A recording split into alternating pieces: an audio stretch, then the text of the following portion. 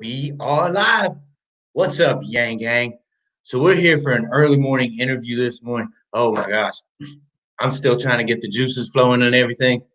We got some exciting news for our channel. I don't know if y'all have heard or not, but Andrew Yang will be on the channel here very, very soon. We're working to schedule that in right now. It's going to be exciting to have him back on the show. It's been a while since we've actually had a chance to talk. Oh, Lord, my guest just disappeared. I don't know what just happened. He just blinked off of the screen. So while we wait here for him to get back here, yeah, Andrew, going to be back on the show. Very, very excited. You know, I've replayed this over and over in my head, and what am I going to say to him? What's going to be the how's it all going to go? In every scenario that I played out in my head, I've convinced Andrew to come back and enter the race again. Will it happen? I don't know. I don't know. So if you're seeing that link that's up there on your screen right now, that's in the chat, this is our new YangGang family channel. Please go over there and subscribe. We did a giveaway the other day, and we had great success with the giveaway. We ended up giving $50 away for people who would go subscribe to the channel. The problem is they went and subscribed, and one person won, and then everybody unsubscribed. So we're kind of thinking that the giveaways, I don't know. So we would rather rely on our family that watches this channel to go over there and subscribe to that channel. We have a lot of exciting stuff. I don't know if y'all know what Randonaut is, but we have been getting a bunch of footage of that and adding that to our adventures, Randonaut adventures. So I don't know where my guest went. His name is Steve May, and he will be running. He's running here in Vermont. I want to say Chittenden district or whatever. I need my President Yang and VP Susan Rice. I mean, I would take that. I would definitely take that and run with it. Anytime that we can get Andrew Yang on the ticket, I consider it a win. And he's going to be on the show very, very soon. We reached out to him, and he has agreed to come on the show, which we knew he would. It was just a matter of time. I don't know what's going on with my guest, so we'll just talk, YangGang. Vaughn, what's up, Vaughn? Y'all make sure that you share this out and stuff. We need to get some eyeballs on this. Even if it's just me talking. If Steve doesn't show back up, I don't know. We are going to we'll bring Mama YangGang in here, little YangGang, and we'll just have a YangGang show. Steve May is, hey, Aunt Corey. Look, Aunt Corey showed up. Steve May is running in Vermont, Chittenden County District. I guess that's what it's called. You know me, I'm from the country, and I always get this stuff mixed up. And I don't know, he's an interesting character, and I'm hoping to get into this story because he actually ran in Arizona, if I'm not mistaken. And I think he has some issues down there in Arizona, and now he's up here. So we're going to see if we can get into all of that. Mama YangGang, you might have to pinch hit because he's not here. Michael Canoyer, where have you been, my man? Oh my gosh, I love this dude. You want to talk about one of the YangGang? I want to talk about Michael Canoyer for a second, who is one of our Patreons, and we thank you so much. He has, man, since the YangGang movement started, like this dude would start popping up, and like you see him like make an impact over here, and then bam, bam, you see him over here, and he make an impact. And all throughout the growth of this channel, Michael, you are the best, man. He has always been a mainstay here. And every time that I saw that the YangGang needed help and, was trying to like do something for Andrew's campaign, man, he was always there and he always helped. So Michael, thank you so much. So Vaughn said, I'm listening to this work by incognito, so I can't really participate. Well, you know what? They all know now because I just said it. Man, the state of this country. What are we doing in this country, y'all? Okay, so I'm listening to Fox News, right? Um, I try not to make it a habit to listen to Fox News. I try to make it a habit to listen to all the outlets because I want to try to get the picture from both sides. And coming from the Republican side, I have that. I can do that. I don't have Trump derangement syndrome. I don't have, you know, Democrat derangement syndrome. I just want some solutions and to fix the problems here in this country. And so I try to listen to all the news outlets and see what they're chirping about.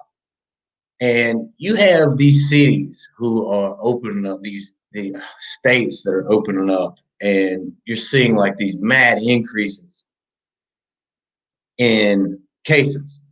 And that's what we'll call it. You know, we can't use that word on the channel or we will be demonetized. So, okay, guess what? Steve May just showed up. So I'm going to shut up and I'm going to stop talking. And we're going to add you to the stream. Good morning, Russell. How are you? How are you doing? I'm great, sir. Thank you. If you have it on the YouTube stream, make sure that you X out of that stream because you'll hear it 2 times. Okay. So, Steve May, running as a Democrat here in Vermont. I'm going to give you the floor, brother, and I'm going to let you talk for a minute as soon as you get that off of there. There we go. We're all flipped around. Thank you. Well, it's my pleasure to have a little bit of time with you. I am running in Chittenden County, which is suburban Burlington for folks who don't know. This is Bernie Sanders' backyard, and we have an opportunity to make history here. This Senate race is what the locals call the Pick Six because it is a multi-member district race. The top 6 vote getters are going to make it through to the primary. But this is a race that has 13 folks running for 6 seats. And it's 13 Democrats and 2 Republicans. So if you win the primary, you will win the general election. And we have a really good shot of winning the general election if we can win this primary. We have a really good shot of winning this primary. And we have been talking consistently for months, but really for years about basic income. And there is a real energy about basic income and what it means in people's lives because folks have been living with the reality of an unequal job market here for years. Vermonters know the reality of a job market that has folks that are working 3 part-time jobs. Vermonters know that this market isn't really a market. There's nothing equitable about it. And basic income is the thing that's going to make it possible for folks to feed their families and feed their souls. It sets the floor, but it's not a disincentive to work. It just allows people to feed their reality. And for somebody who is a logger or for somebody who is working at one of the ski areas, so much of this economy here is driven by tourism. It just makes so much sense.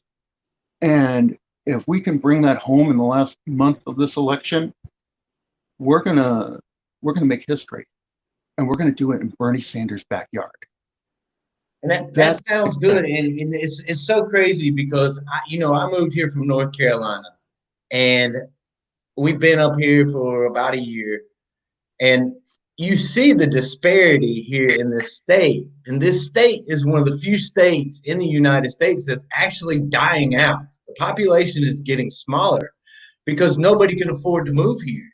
this everything in this state is so expensive, and it's like you said, a lot of it is driven by tourism. And how much tourism can you possibly have? I mean, it's great, but that ends up giving most people what we call gig economy jobs. And one thing that I've noticed is there are a lot of beautiful old houses here in Vermont, and they're all huge. And guess what? Nobody can afford to live in them by themselves. So they have every one of these houses split into two or three different living areas, and then they're charging $1,000 for just these little these little living areas. I mean, the prices here are just stupid. It's crazy. People here are paying Boston real estate prices, and they're not earning like they're living in Cambridge or in Newton. They're leaving money on the table for quality of living, except that's like a third less. So it's pushing Vermont. It's pushing Vermonters out of Vermont. The way folks talk about generations of Vermonters having to leave Vermont in order to make a living, you'd think that we were talking about a third world country. It's insane. And then one thing else that I've noticed is, and you wouldn't think about it in a state with as sparsely populated as Vermont, but there is a very serious homeless problem here in Vermont. There's a serious homeless problem. I'm a therapist. I've made my professional background in addiction work. There are serious problems with drug and alcohol addiction and misuse, because when the economy is not working as a market, then other things are out of whack. So you have problems with childcare. So you look north of the border in Quebec, and the Quebecois subsidize childcare.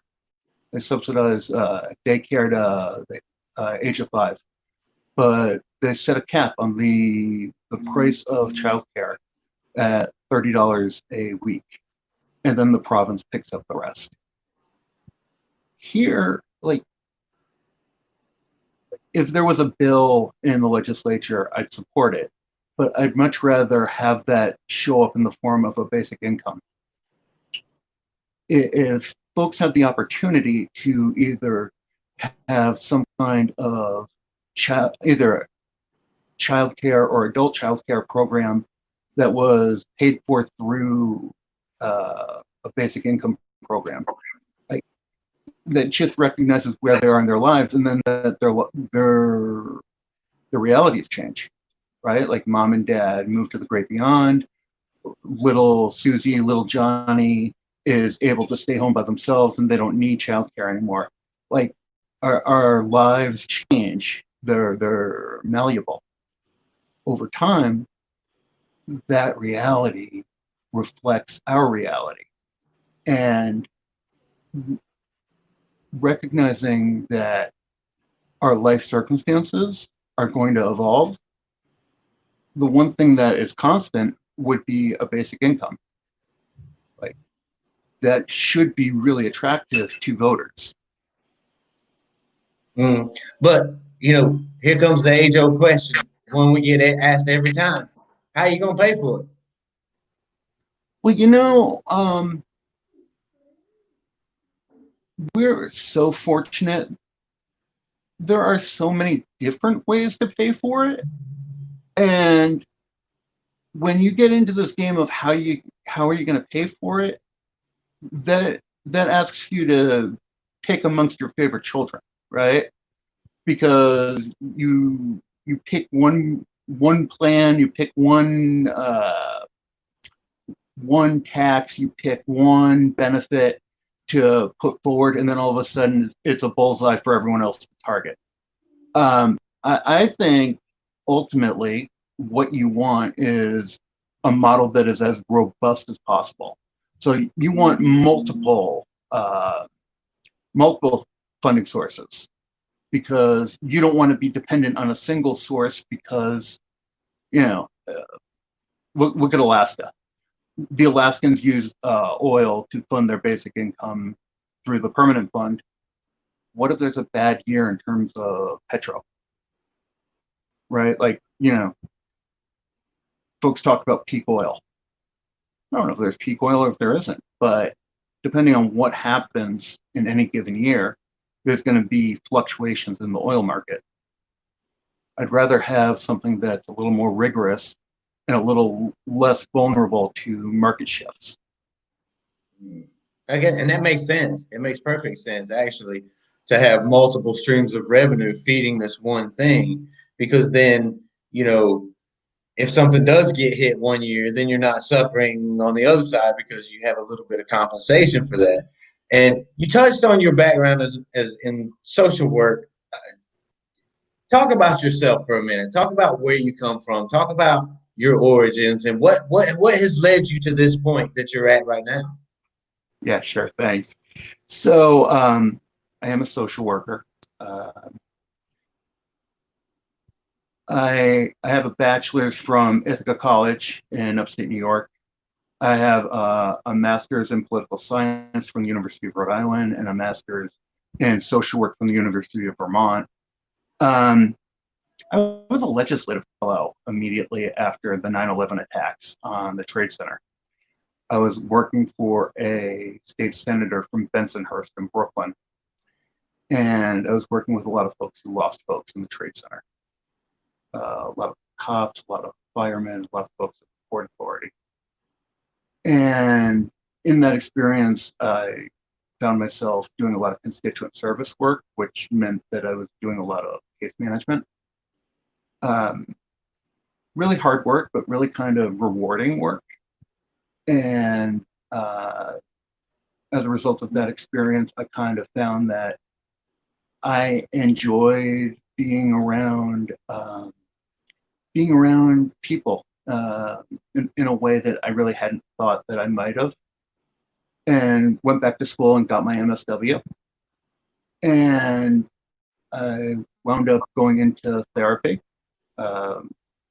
Did a lot of agency work through graduate school. I was at the Social Detox here in town, which gave me a front row seat Thursday, Friday, and Saturday nights for a lot of addiction work.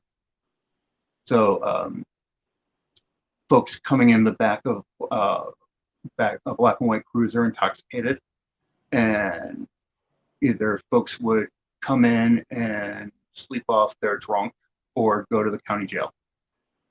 From that,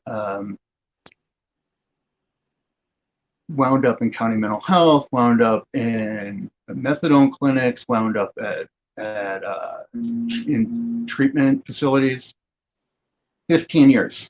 In the middle of it, I took a sabbatical and was the National Director of State Affairs for the Hemophilia Federation of America, which means that I was the director of state operations for 44 chapter operations around the country.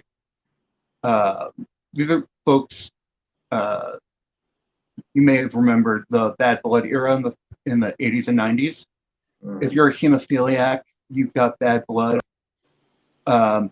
So anyone under 40, or I'm sorry, anyone over 40 may have been subject to that. All of those folks were my responsibility. And most of those chapters are part-time and understaffed. And so I was responsible for their political operations around the country, dealing with state houses and dealing with legislative operations. So, you know, on any given day, I would have gotten a phone call from my chapter in, say, North Carolina or Oregon or Minnesota. Hey, Steve, we just got a phone call from the speaker's office. A bill that's been on the wall is coming down, and what does that mean? And by the way, they say we need 4 votes, and where do we go and find 4 votes, and how do we get this thing out of the committee? And so really meaningful work. Really meaningful work. Really So hard work. So you I was the basically guy that worked, was getting. you basically Sorry, worked as a lobbyist. You were a lobbyist. yeah, I was a white hat lobbyist. So I was like lobbying for the good guys, working in, in rare disease politics. Um, I also have a background in organized labor. So I was the vice president of the Central Labor Council here, and I was on the executive board of the state AFL. So kind of lump it all together. And I know Andrew, you and I had talked a little bit about Andrew Yang. So just to lump back to my time working in hemophilia, my time in hemophilia informed me in my creating an organization that does work around genetic bias issues, because there was a period where folks were misappropriating genetic information. So Andrew's been concerned about who's got ownership over data. Well, that same question came up about 10 years ago and led me to create this organization called the Forum for Genetic Equity.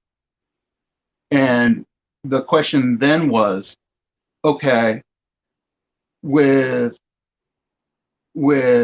health records, once you've turned over your data, who's got it, how are they using it, and to what end? So there was a series of court cases, and I won't get into the weeds, but basically the question was, once you've turned over your genetic test to somebody like 23andMe or another of the big labs, what happens to it? Because they were licensing the results, the lab results, to other big pharma companies. And that's scary. They weren't necessarily. This is something that I Yeah, don't mind getting into. once you take. Go ahead. Go ahead. I'm sorry, you broke up a little bit. Go ahead and finish your thought. So once you have relinquished your genetic sample, you don't have control of it anymore. That's in your disclosure. So you're the product. So if you're using one of the direct-to-consumer labs, so Ancestry or 23andMe or any of those similar kind of products, you are the product. What was of even greater concern to me was, so let's say, so genetic bias is the idea that somebody takes your genetic information and uses that information to inform patterns of underwriting. So there was a federal law that prohibited discrimination in employment, but only in employment. All right. So let's say you're an insurer that does offer health insurance, but you also offer other lines of insurance, like maybe auto or long-term care. So we'll just make up a name. Northwestern Insurance. Let's say Northwestern can't use that information to underwrite health insurance, but they can in issuing auto insurance. And it turns out that you, Russell, have decided to get an auto insurance policy, and they discover that you have a marker for Huntington's disease. Huntington's disease will kill you, but onset is likely not until your 60s or 70s, and you're 24. and you likely have another 40 or 50 years of living ahead of you. But if I use that to inform my pattern of underwriting, and I use that to deny you coverage because something might happen to you in 40 years, that's discriminatory. It There's a is, and whole lot some of more living. yeah, some people would call it Again, risk mitigation by these companies, these large companies, but absolutely, when you boil it down, that's exactly what it is. It's discrimination, and this is something that's been on my radar for quite some time with these companies that take your DNA and they analyze it and they tell you, you know, everything that you need to know. But like I'm that person who I believe that the government, if they can have their hands in something, they're going to. And if they can get their hands on this information and they can use it for whatever reason, you know, to either as tracking measures or what have you, that to me that's a very very scary thought and a very very dark road that you could go down with this. well, and this is why, you know, this may be news to folks that are watching us, and it may not. There is no expressed right to privacy in the United States. You know, nowhere in the federal constitution do we have an expressed right to privacy. We have an assumed right to privacy, but the way I would tell folks to think about that, think about privacy as existing in silos, right? So you're driving down a country road, you see a silo. You you have a right of privacy with regard to school. You have a right to privacy with regard to medicine. You have a right to privacy with regard to a certain thing. You don't have a blanket right to privacy. So you only have a right to privacy as far as we're willing to give you with regard to X. Fill in the X. Most of the rest of the world, you have an expressed right to privacy. And until we have an expressed right to privacy, we're going to be vulnerable. You know, this is why the European privacy provisions are much better than ours. The safe harbor provisions put us to shame. And it's just one of many reasons why what the states are doing is going to be a lot more important in the next few years. California has good privacy provisions. Maine has relatively good privacy provisions. But this is going to be a 50-state patchwork. And, you know, there's this old quote from Louis Brandeis, a Supreme Court justice, that the states are the laboratory of democracy. And that's going to be especially true over the next few years. I mean, it's always been true, but it really comes into being when you talk about allowing a 50-state model. And that's why I'm so excited about basic income, because we have a real opportunity to not just talk about basic income, but some kind of children's benefit and an expanded form of the earned income tax credit and some kind of elders benefit. And, you know, you start going down the list of the realm of possibilities. And it's really exciting about what you could do if you actually took control of a state house or a state senate and had a majority for some of these things where folks already had a predisposition to being with you. And Vermonters get this in their gut. Like, I don't think it's a hard sell. I think folks are frugal. I think folks are prudent, but I think folks are listening, and they're favorably predisposed. So if somebody can show them how the math works, they're on board.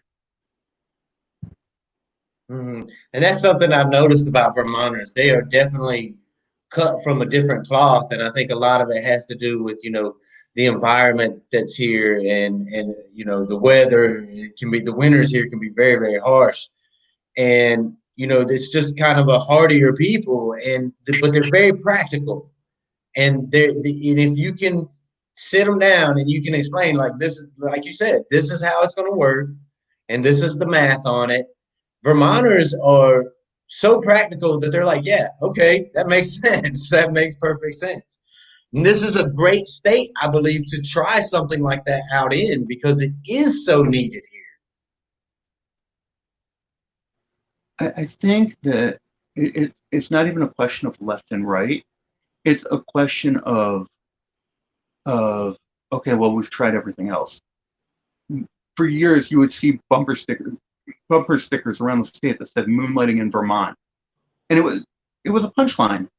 But everybody was working 3 jobs. You know, even the dairy farmers had a full-time job. They would milk in the morning, they'd go off to their 9 to 5, they'd come home and they'd milk in the afternoon. Like everybody's working 2 jobs. And honestly, everyone's exhausted. Like it's not sustainable. And so if you can take and you can put a floor under people and say, all right, look, this is not welfare. This is about creating a system that's more equitable, that is going to make it possible for folks to be able to provide for their families in a way that makes sense, is going to allow you to keep the family farm, is going to be a bridge in hard times. Folks get that. Folks get that as a question of, as a matter of equity. here. It's something that really frustrates me, though, Steve, is just I think it was 2 days ago they mentioned something about on Fox News. It's so frustrating because of their narrative, and they mentioned UBI, and they were going to do a little segment on UBI, and so I waited around to listen to it, and the first thing that they said, it was oh my gosh, well, guess what? Guess what the do nothing Democrats want? The do nothing Democrats want to give out some more money. Yeah, let's just give out some more money in these Democratic controlled states. Now they want to implement a universal basic income because that's what the people need. The people don't need another handout. The people need to get back to work. And I'm sitting here and I'm like, in the next breath, you sitting here and you tell me that in these areas that are opening up, you're being hard hit with these new cases, thousands and thousands of new cases. But yet we should all go back to work because we all want to go out there and we all want to make $10 an hour risking our fucking lives while these people up in Washington sit there and tell me that the stock market's great. Come on, y'all. This has got to end, man. That's crazy. Well, look, we're in an age of hyperbolic rhetoric, and it might make for good TV. It may feed the beast a little bit, but folks living their lives know better. And the way that folks go about the business of living their day-to-day lives, look, here in Vermont, we, at the height of the pandemic, had 40% unemployment. We're still somewhere around 20 or 25% unemployment in the real economy. There are no jobs to go back to. Like, you want to send everybody back to a $300 a week unemployment check? Like, what kind of economic unreality is that? Like, you're gonna have people scrambling around, desperate. You know what kind of choices desperate people make? Desperate choices. Desperate, dumb. When people make desperate, uninformed choices, they don't act in their own self-interest. And if nothing else, that's the point around UBI. The first time I heard the phrase wage slavery, I cringed a little bit. I think it was from Scott Stanton. Mm. But I really I thought about that phrase for a while, and it's true. When people can act in their own self-interest and make informed choices, they do better. And if folks don't have to hang on to bad jobs because they are scared about their health insurance, or scared about wages, or scared about, you know, whatever that next thing is they're scared about, and they can really like treat work as the thing that feeds their soul, not because they're, reading rules for radicals, or like, Mao's little red book, but because like work brings them joy. And they, it doesn't just like feed their family, but it actually is an exercise in joy. That's a game changer. And like, there are too many people in this world who are truly unhappy in their work. You go 8 hours a day, 5 days a week, 30 years, and you're unhappy. What is, like, that's mad. And I'm with you. It's crazy. I feel like we as human beings, when we're birthed onto this planet, we have this innate desire to create. When we're young, we use our imagination and we create all these different futures for ourselves. And then, you talked about it, wage slavery, that hits, and there comes a point in time, where, oh my gosh, now you're taking away my ability to create. Now you're forcing me into this life that I don't want. I did not create that life. That's not the life that I desired. And it does something to the human spirit. It shackles the human spirit, and it drives the desire for life and to create out of you. And I feel like you hit it. I feel like if we had a universal basic income, you would give people back that ability to create the futures that they want, not the future that you tell me that I have to have. Because the very fact that I am making more on unemployment than at that fucking job that you had me at is an indictment on the companies who are employing people. It's an indictment on those companies. You're not paying a living wage. You're not giving me the ability to create. Look, if you want to create an entrepreneur class, how about creating work that people are excited about? Like, how about actually creating a group of people that are excited to create? Instead of taking and creating a race to the bottom, how about creating a sweepstakes to the top, right? Like, let's actually like create an economy that celebrates people who really enjoy their work and are able to create that environment for others. Like that shouldn't be like this radical notion. Yeah, and how crazy is it that it took somebody like Andrew Yang coming along to kind of break that top off of it? You mentioned Scott Santens, and he's been fighting and studying universal basic income for as long as anybody. And he is one of the great minds. But even though he's a great mind, it took Andrew Yang coming along to actually put it in the mainstream. Was a lifelong Republican, lifelong conservative, and I had never even heard about universal basic income until I heard Andrew Yang on the Joe Rogan podcast. Yeah, it's stunning. And for me, as somebody who's got a background in organized labor, you think about what's going on in the economy.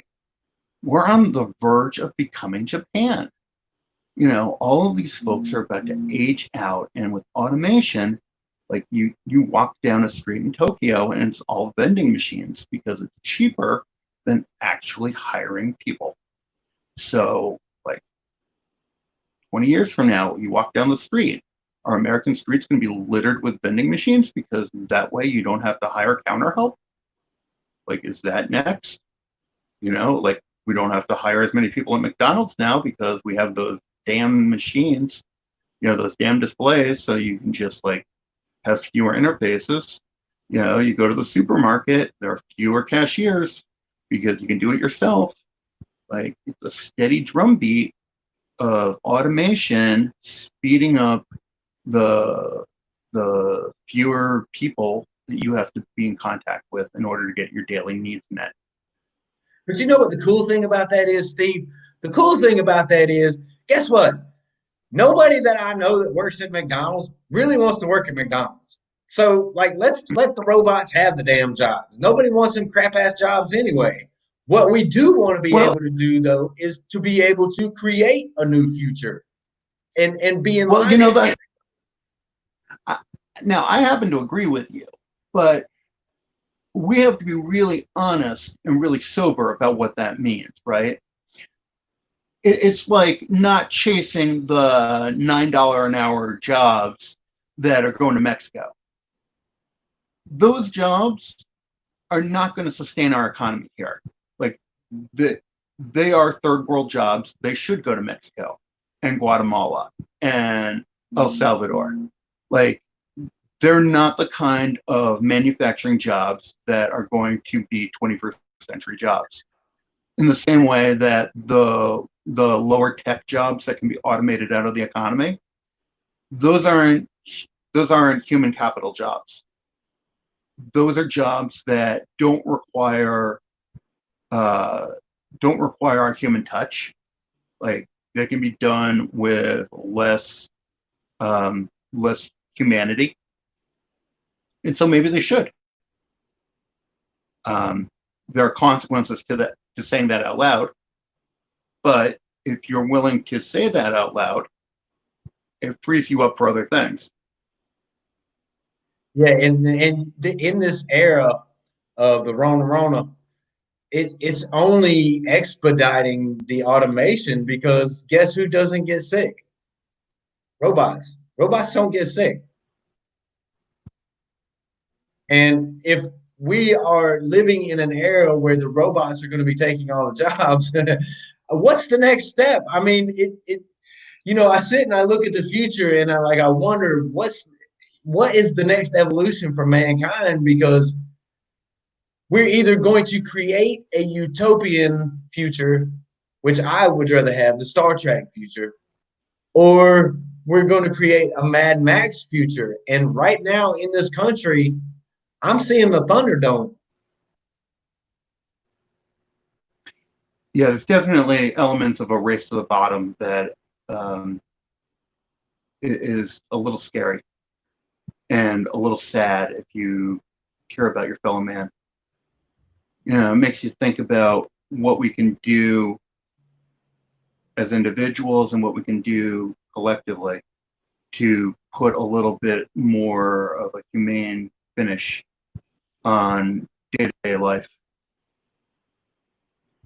Yeah, it's crazy, this world that we're living in right now. It's you look at the leadership in Washington, and I think we're realizing as a country why it's so important to start putting new faces in power, because the faces that are there don't have our best interests at heart. And I think, unfortunately, and this is gonna, it kind of sucks, but until we get something like ranked choice voting in all 50 states, I think we're going to keep seeing, the left right dichotomy, and what we can't. You have to wait until the next election. Don't do it this election. Don't vote third party this election, because you're just going to hand it to the other party, whichever party that is. And then you see the lobbyists in Washington, and they own everything. Both sides are working for the same corporations, and until you get something like democracy dollars, that's not going to change. I just don't know, man. Is there any hope left for us? Oh, I think so. I mean, I wouldn't be running if there was no hope. As a therapist, I get the human condition in all its glory every day, complete with all the warts. And there even in the darkest of circumstances, there's silver linings. There's plenty of good. You just got to look for it a little bit. There are plenty of folks that are responding to what we're talking about. You know, anytime I talk about basic income, doesn't matter left, right, center, folks are excited to talk about basic income. And the more you talk to them about basic income, the more excited they get. And, you know, I for most folks, I spare the details of the other policy opportunities that go along with basic income because it's complicated and they're not necessarily ready yet. Like if we can just get folks on board for a basic income benefit, like that would be more than enough.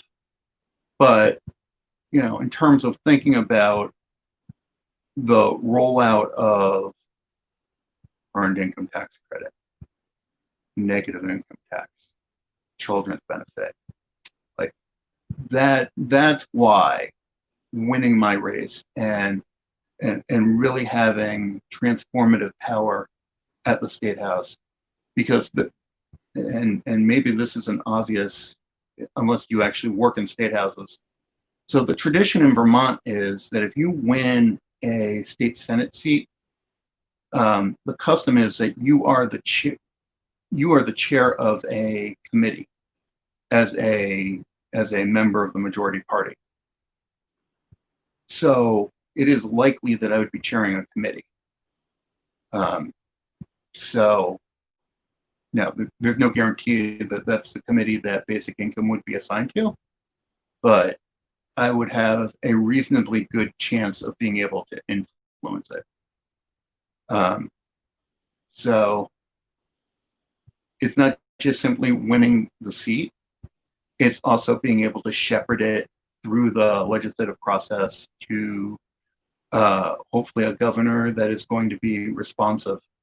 You know, I suspect that, you know, we do have two chambers and the House needs to follow in line, but I suspect that our House Democrats would be equally as excited. Now, I know, Steve, that me and you had we've talked about Andrew a little bit, and I don't know if he would ever even see this, but you know, Vaughn put something in the chat and said, "Is there a Humanity Forward endorsement?" And I know that you and I had talked about that, and I want you. Okay, you have the floor right now. What's your pitch to Andrew? Why should Humanity Forward endorse you? Is it simply because UBI? Here, it's your moment.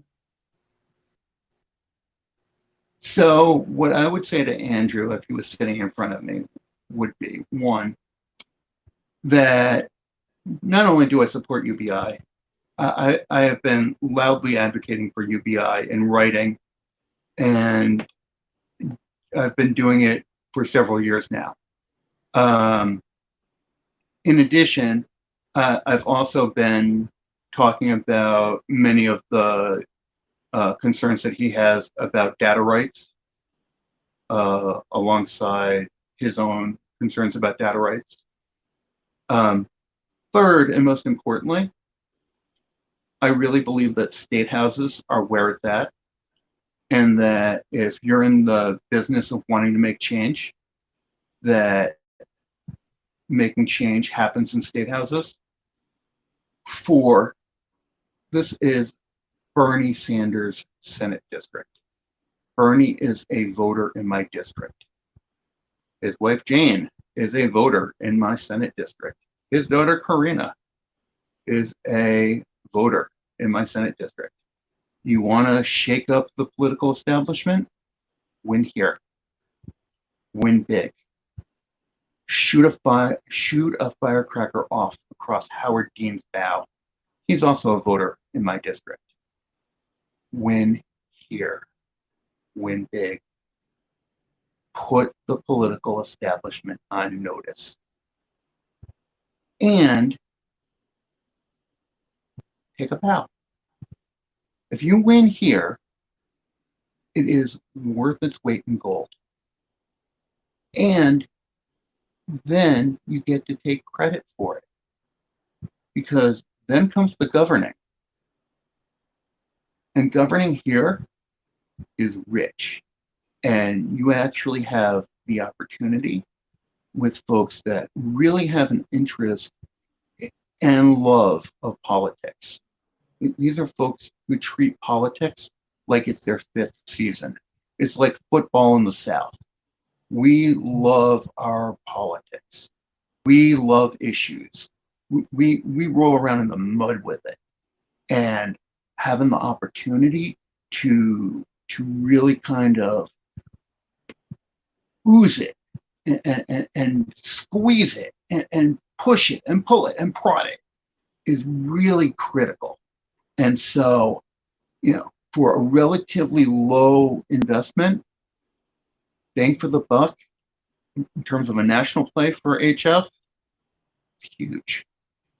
I mean, look, does it help me? Yeah, absolutely, it helps me. But I think even if it wasn't me saying this, I think it's a good play for HF in terms of building out the national brand, and it would be a win. Like, where we desperately could use a win, we'd be able to get a win. And in this race where it's pick six, top six vote getters get elected, like, the bar is relatively low. Dang, well, that may be where I need to run. I'm talking about running against Peter Wells, starting my campaign next year, and oh my gosh, I got my work cut out for me, buddy, because I got the whole state. That's going to be rough. So before we get out of here, Steve, I wanted to talk to you.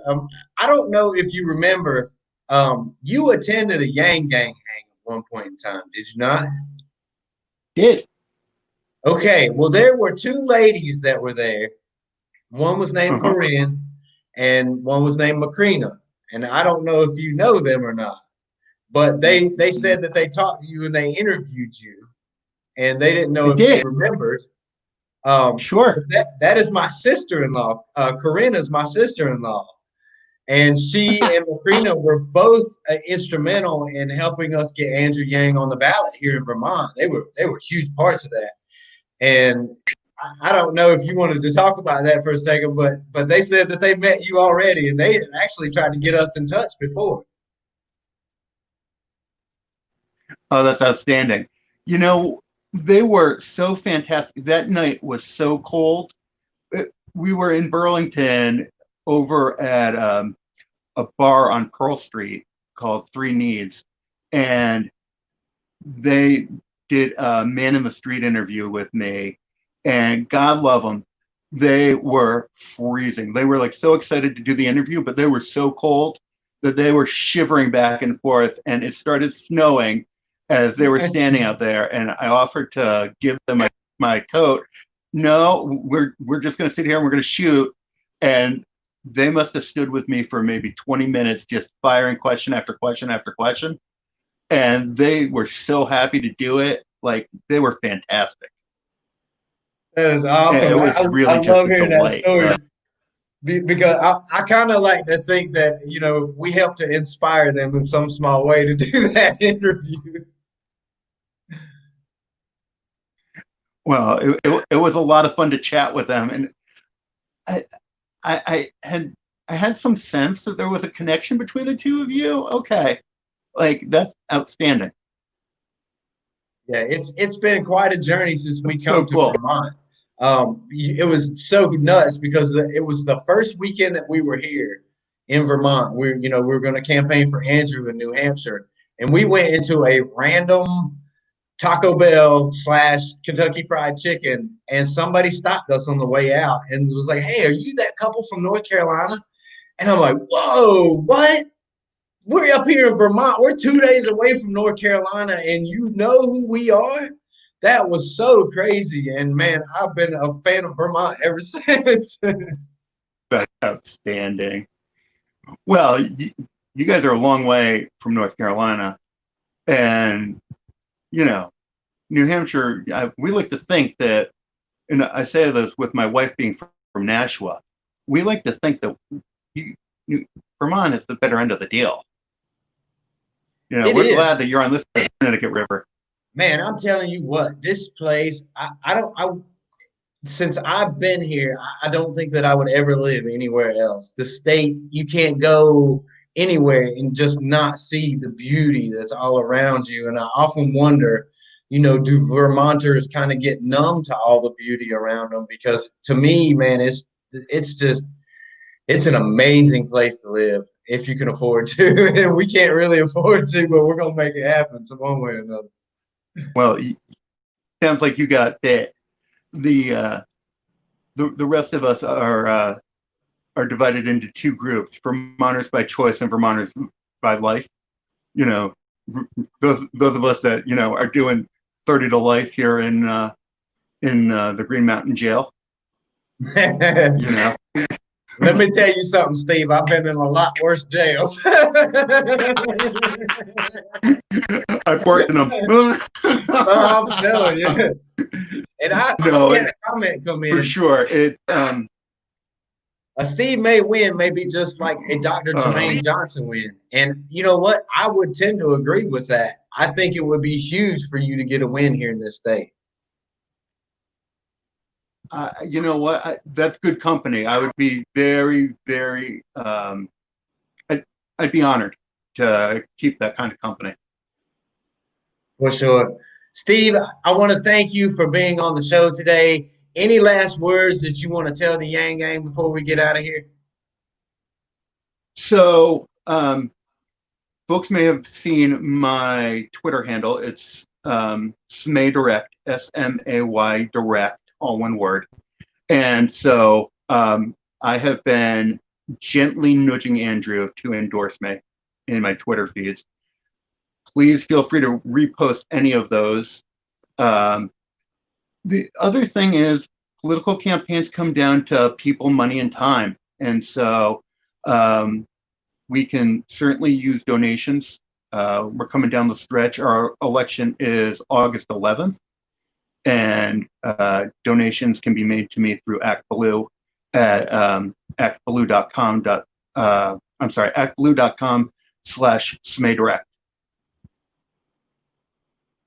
actblue.com/SmayDirect. SmayDirect. SMAY Direct. All one word. All right. I think we got that. And we will definitely make sure to link these into the description. And we will, if we can, y'all donate to this campaign. I think it's very, very critical that we keep this wave going. Dr. Jermaine Johnson was the first of us to hit the shoreline. And I don't think that he's going to be the last. Steve, thank you so much for being on the show. We enjoyed having you. And please, by all means, keep us, keep in touch with us and let us know how your campaign is going and how we can help. We had talked the other day about joining forces here and seeing if we can't make this a reality. So if we can help you in some kind of way, just let us know, brother. We appreciate you. Will do. Thank you so much, Russell. Have a great day, brother. There you have it, YangGang. Another awesome candidate. I'm telling you, we must make these things a reality. I know we have Erica Simone and Dr. Jermaine Johnson. Erica's campaign's going pretty good. David Kim. I know Jonathan Herzog ran into a snag where he was at, but it doesn't matter because we're going to keep going and we're going to keep going towards the shoreline because the fact of the matter is eventually we win because the old ways of thought are dying out. People are realizing that they are a relic of a past that we don't really want to even be a part of anymore. It was a system designed for the rich, not a system designed for the broke folk vote. There is no human-centered capitalism right now in this country, and we have to make that a reality. And as we move this vision of humanity first forward, and we look down the road, we see that eventually in the long run, they can't stop us because we're just too many. When an idea grips a country or grips a world And oddly enough, universal basic income is now, it's all over the world. Countries are instituting it. It's becoming more and more mainstream. We win. So take heart, YangGang. We love you. Make sure you go over and check out our YangGang family channel. Subscribe. We do lots of giveaways over there, maybe. We love you, YangGang. See you on the next one.